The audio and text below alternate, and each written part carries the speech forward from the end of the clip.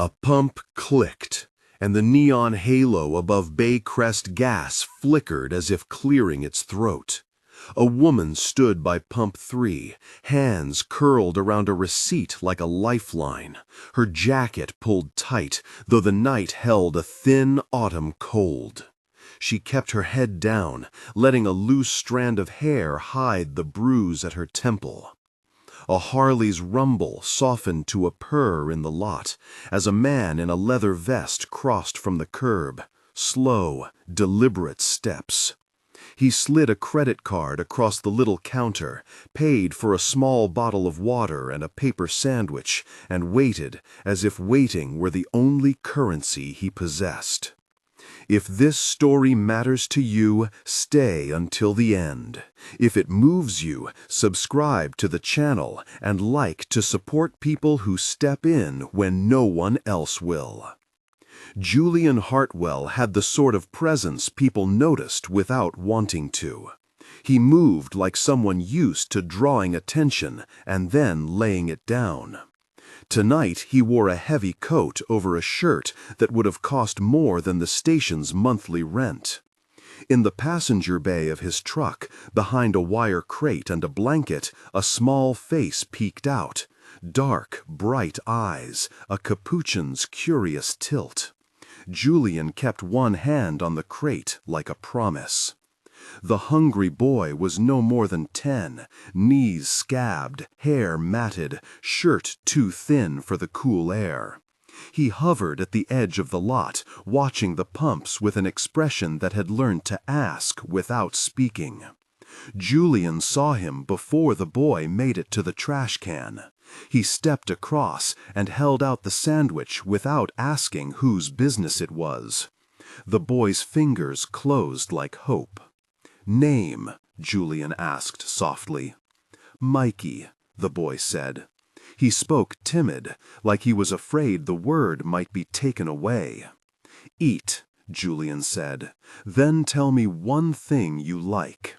Mikey mumbled something about soccer and small things, tiny echoes of a child's life.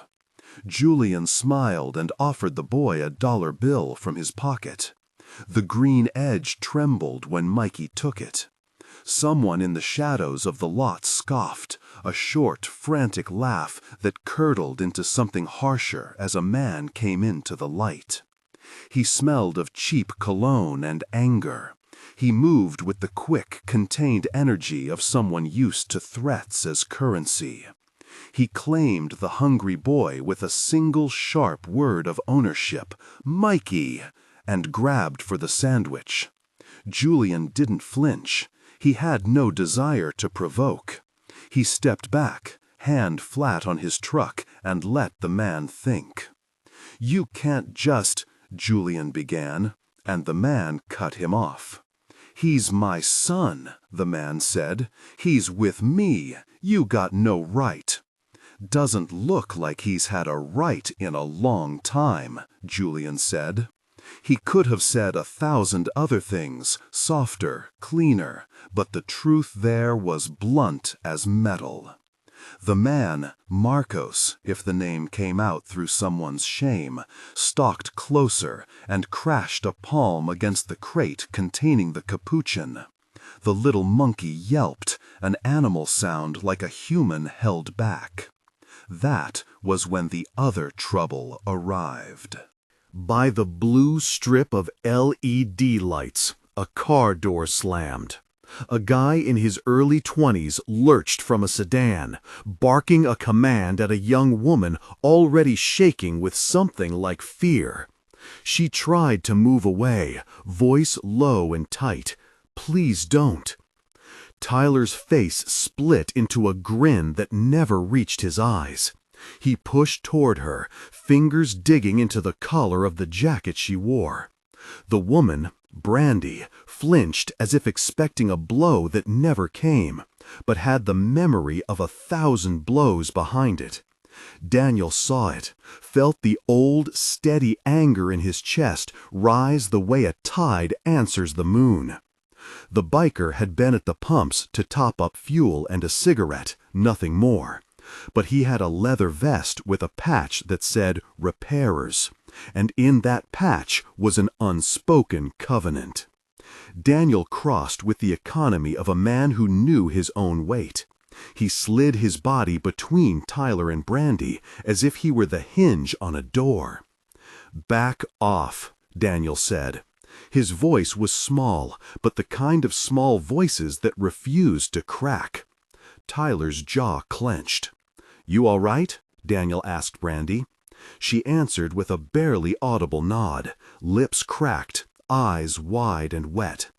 Marcos, meanwhile, had his hand inside the crate now, greed and desperation written all over him. He tried to wrest the monkey free. Julian moved faster than his imposing frame promised, the blanket falling away to reveal the capuchin's small, frantic grip on a worn toy. Julian's voice rose, not shouting, but edged. "Hey, hey, hands off!" Marcos swung, a clumsy attempt that missed Julian's coat, but nearly clipped the crate. The monkey chirped and clambered higher, frightened. Mikey shrank against the wall, silent. Tyler pushed past Daniel's shoulder to get at Brandy. Daniel turned, planted his feet like an anchor.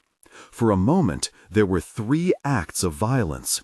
Tyler's anger aimed at Brandy, Marcos's attempt at theft, and the silent history of power holding over someone who could not afford to be seen weak. A bead of oil-scented light fell over Daniel's hands as he took hold of Tyler's wrist and twisted just enough for the man to lose his balance. The move was precise, not cruel, the kind designed to stop and expose rather than harm. Tyler spat, then hauled back, eyes full of the kind of rage that wants to keep being seen. "Call the cops," Julian murmured to nobody in particular. A woman in a reflective vest who had been filling a truck's windshield washer bag had already reached for her phone. She dialed and described the lot and the blue and white patrol car she could see idling 2 blocks away. "Stay," Daniel told Brandy, not asking. He looked to Julian. "You okay if we hold the scene?" Julian nodded. "He's insured for damage, not for theft," he said lightly, but his hands did not relax. The monkey, Pip, its tag read, stared through the wires with a face almost too human for comfort. Mikey clutched the dollar like a talisman. The siren arrived as a distant animal, then resolved into a cluster of lights that painted the gas pumps in urgent blue.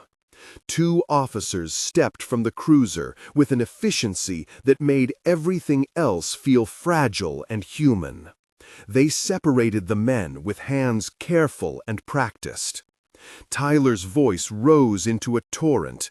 He said things that wanted to make Brandy complicit in a lie she could not keep.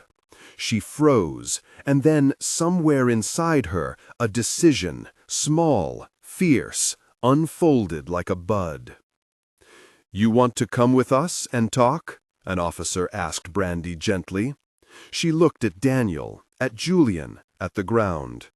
The officer's tone promised no sermon, only a doorway. Brandy's lips formed a whisper. "I'm tired." It was the kind of sentence that carried a lifetime of surrender. Daniel felt the shape of her admission like a hand settling on his shoulder. He saw, too, how the hungry boy's father kept snarling about right and property, about what the monkey could fetch on a black market, about what he could do to reassert control. There was a kernel of something crueler than theft, an attempt to claim a dream. Julian watched Marcos with a sorrow sharpened into resolve. He was worth more than the truck he drove, more than the headlines that followed someone who owned rare animals. He had choices now that Marcos did not.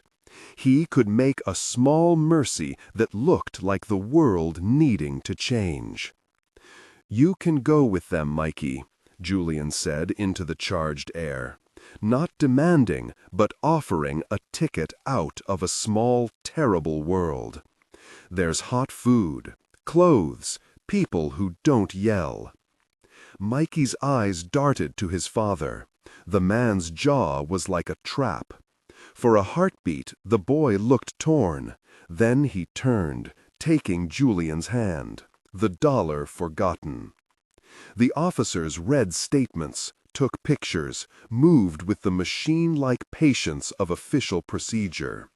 They found signs of coercion in Tyler's past complaints and in Brandy's flinches. In Marcos's pockets were a pair of bolt cutters and a phone with a history of calls that linked him to a fence who bought exotic animals. The lot CCTV had picked up Marcos's shove at the crate, the flash of his greed. "I don't want to ruin your life," Julian said when an officer asked if he wanted to press charges. "I want him," he looked toward Marcos, "to get help and to know someone is watching. And I want that boy safe." The policeman nodded. "We can do both," he said. He filed an incident report that would become something more. A warrant for attempted theft, an investigation into trafficking, and a domestic violence call tied to Tyler's name. Brandy agreed to go to a shelter. Daniel handed her his card, simple, with an embossed patch, a phone number scribbled in ink. "We'll come by," he said. "You don't have to do it alone." She held the card as if it were proof that the world still had hands that didn't hurt. In the following days, Julian's network moved with a private, efficient tenderness.